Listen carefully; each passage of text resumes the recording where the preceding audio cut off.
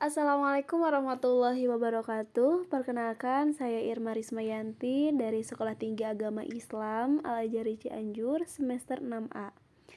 Baik, di sini saya akan mereview skripsi dari Linda Fatmawati dari Universitas Islam Negeri Maulana Malik Ibrahim Malang. Nah, di sini saya akan membahas tentang judulnya. Peneliti mengambil judul Pengaruh Hasil Belajar Pendidikan Agama Islam terhadap siswa kelas 8 SMP Negeri 13 Malang. Nah, di sini saya akan menjelaskan tentang alasan peneliti mengambil judul. Nah, yang pertama yaitu pembelajaran pendidikan agama merupakan salah satu faktor penting yang mempengaruhi pembentukan karakter. Selanjutnya, nah hal ini berkaitan semua pembentukan karakter semuanya berperan penting dalam pendidikan akhlak, dan akhlak berperan penting dalam pendidikan agama Islam ini. Selanjutnya saya akan membahas pendidikan adalah usaha sadar yang dilakukan oleh keluarga, masyarakat, dan pemerintah melalui kegiatan, bimbingan, pengajaran, dan latihan yang berlangsung di sekolah ataupun di luar sekolah untuk mempersiapkan peserta didik agar dapat memainkan peranan dalam berbagai lingkungan hidup secara tepat di masa yang akan datang. Pendidikan adalah pengalaman-pengalaman belajar terprogram dalam bentuk pendidikan formal, informal, dan non-formal, di sekolah maupun di luar sekolah. Pendidikan merupakan salah satu hal penting yang dibutuhkan oleh manusia. Proses pendidikan dimulai dan diperkenalkan sejak dalam kandungan. Baik disadari maupun tidak, pendidikan akan tetap berlangsung semasa hidup seseorang manusia. Melalui pendidikan, manusia dididik, dibina, dan dikembangkan segala potensi-potensinya.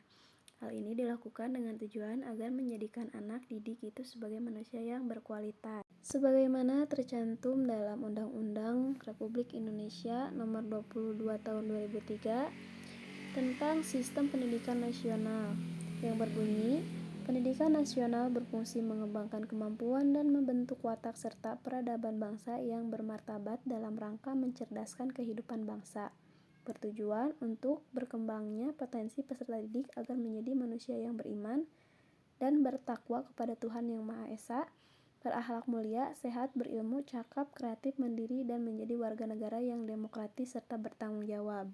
Melalui pendidikan, seseorang akan mendapatkan berbagai macam informasi dan pengetahuan. Semakin tinggi jenjang pendidikan yang ditempuh seseorang, diharapkan semakin banyak informasi dan pengalaman yang diperolehnya, yang dapat memberikan perubahan pada seseorang, baik perubahan dalam segi pola pikir, cara pandang, maupun budi pekerti. Di zaman sekarang, banyak permasalahan yang dihadapi bangsa kita, mulai dari permasalahan politik, ekonomi, dan masalah agama. Dari masalah itu banyak menimbulkan krisis, diantaranya krisis ekonomi, krisis kesehatan, krisis akhlak atau budi pekerti, merupakan titik sentral dalam pendidikan. Pendidikan agama memiliki peranan penting dalam mengawal kehidupan semua orang, khususnya remaja.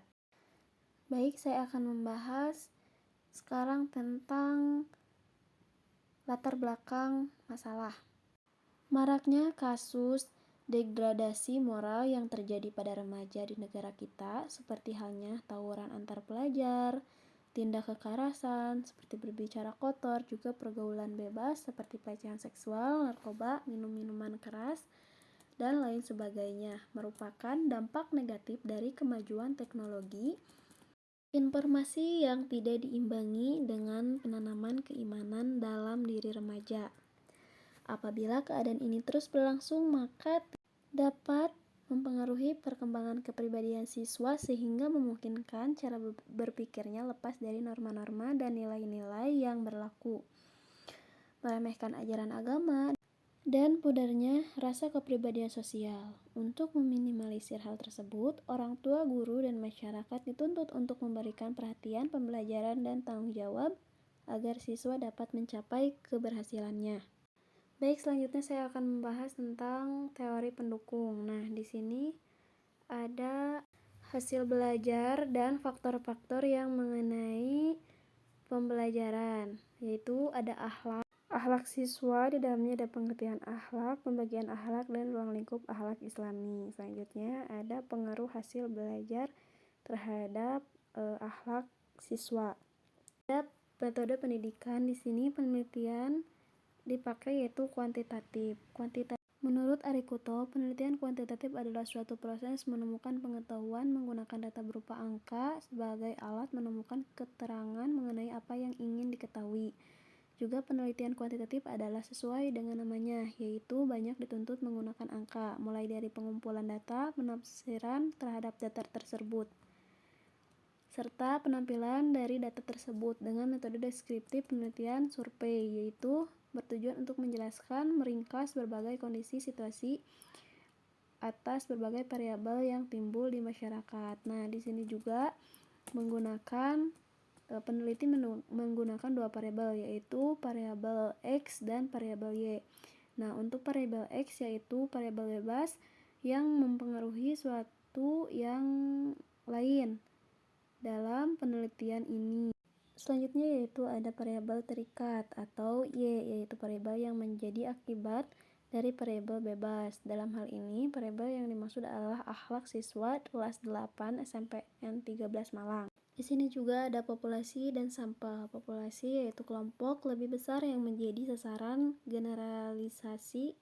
Populasi dirumuskan sebagai semua anggota kelompok orang, kejadian, atau objek yang telah dirumuskan secara jelas.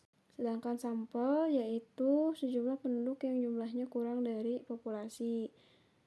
Selanjutnya ada data dan sumber. Nah, peneliti mengambil data primer dan sekunder. Data primer adalah sumber data yang berlangsung memberikan data kepada peneliti, sedangkan data sekunder adalah sumber data yang tidak langsung memberikan data kepada peneliti.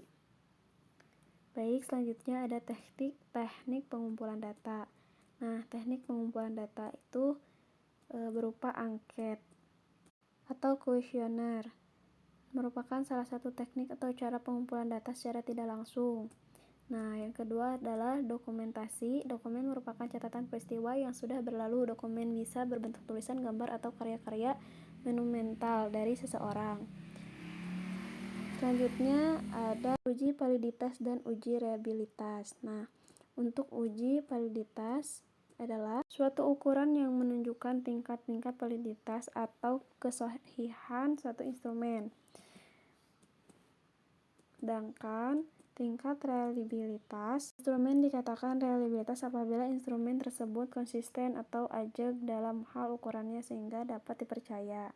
Selanjutnya adalah hasil penelitian. Sekolah Menengah Pertama Negeri 13 Jalan Sunan Ampel 2, Kelurahan Dinoyo, Kecamatan Lowokwaru, Malang didirikan pada tahun 1983 dan dioperasikan pada tahun yang sama. SMPN 13 berada pada kawasan pendidikan karena di sekitarnya terdapat beberapa perguruan tinggi antara lain UB, UM, UIN, Uniga, ITN, Unisma, dan UMM. Di samping itu juga dekat dengan beberapa SD, SMP maupun SMA atau SMK, baik negeri maupun swasta, dengan letak yang strategis, jauh dari pusat keramaian namun mudah untuk dijangkau, maka minat masyarakat untuk ke SMP Negeri 13 Malang semakin meningkat dari tahun ke tahun. Baik dari sisi kuantitas maupun kualitas, dengan predikat sebagai sekolah standar nasional SSN yang didukung oleh sumber daya tenaga pendidikan yang berjumlah 50 orang dengan rincian sebagai berikut: 40 guru PNS, 40 guru sudah disertifikasi, 10 guru tidak tetap, 1 guru luar menambah jam, 92% guru berijazah S1, 8% guru berijazah S1. Berdasarkan hasil penelitian yang diuraikan oleh peneliti dalam bab-babnya sebelumnya, maka kesimpulan yang diperoleh adalah sebagai berikut. Hasil belajar siswa kelas 8 SMP Negeri 13 termasuk berada pada kategori sedang. Hal ini dibuktikan dari perhitungan pada interval 68 sampai 92 sebanyak 32 siswa dengan presentasi 56,10%. Yang kedua, akhlak siswa kelas 8 SMP Negeri 13 termasuk berada pada kategori sedang. Hal ini dibuktikan dan diperhitungkan pada interval 64 sampai 86 sebanyak 48 siswa dengan presentase